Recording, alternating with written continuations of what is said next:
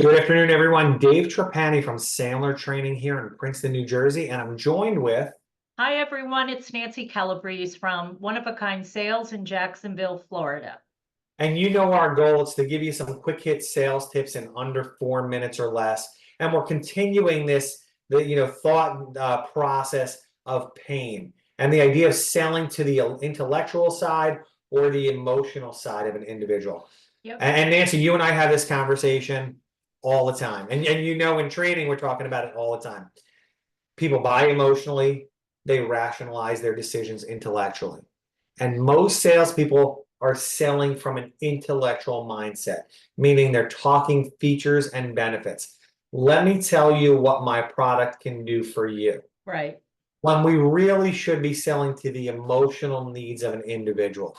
We've talked about it, that emotional side is pain, but we've got to understand that what's going on in the brain is people are trying to eliminate or reduce their pain. And that can be fear, worry, doubt, fear of missing out, things like that. And individuals that we are selling to or businesses that we're selling to, they're experiencing pain. So how do we find that emotional side? Well, we've got to understand that people are using adjectives in their conversations. They're telling you what's keeping them up at night. They're telling you where their struggles are.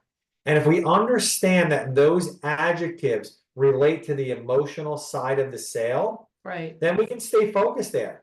And I want to better understand how they feel about something. I want to better understand when they tell me that they're struggling, hey, tell me more about that. That is emotional selling.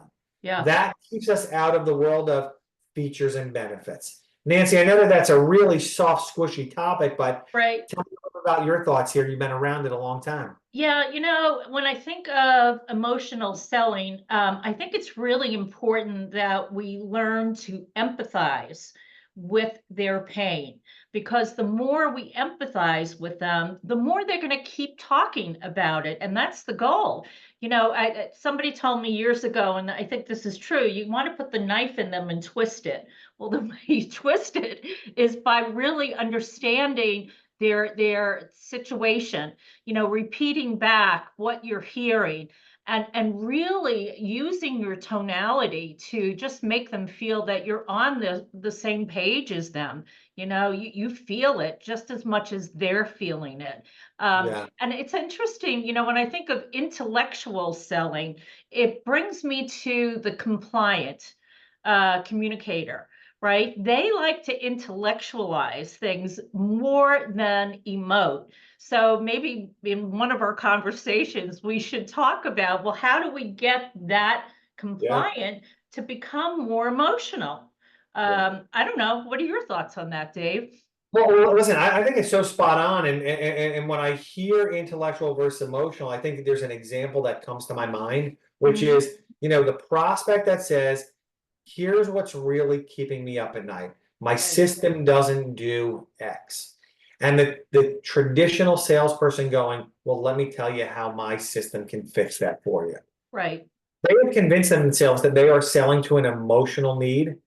But the one that's really focusing in on it is when they hear, let me tell you what's keeping me up at night. My system can't do this. Right. The emotional response is, tell me more about that. Right. I'd like to better understand. That's the difference between intellectual and emotional. And I think you're right. It's not only the questions, but it's the emotions, it's the empathy that we bring into it. Yeah. You want better sales, focus on the emotional side of it. If it were easy to do, Sandler wouldn't exist. It's not easy to do. It's a shift. It's a mindset shift, but it will get you better outcomes. No question. Cool. Love it.